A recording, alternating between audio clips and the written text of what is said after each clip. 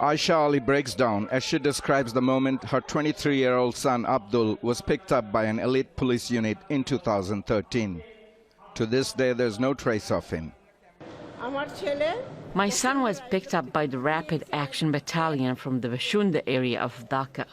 We went to all relevant authorities with a witness account and proof, asking for help. But they said they have no knowledge about him. Instead, they started harassing us and claiming that our son is at home. My son was not involved in politics. The pain is too much to bear. Human rights observers say security forces in Bangladesh have long committed grave human rights abuses, including under previous governments. Mothers and family members of the disappeared people, along with many others, have gathered here at the Bangladesh National Press Club in the capital city Dhaka to protest against forced disappearances. They are calling on the government to release activists and members of the opposition who they say have been secretly held. Several local and international human rights organizations recently urged top UN officials, donors and trade partners to step up measures to hold senior Bangladeshi security forces members accountable.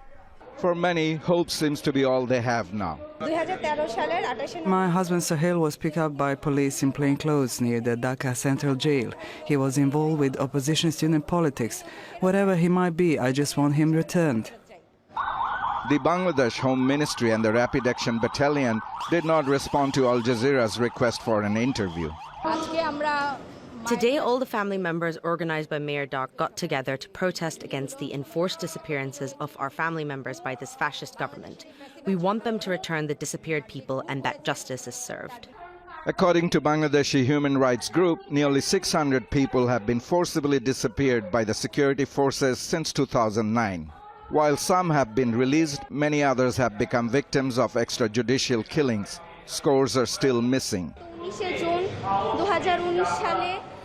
In June 2019, my father Ismail Hussein was picked by rob from his shop in the Mirpur area of Dhaka.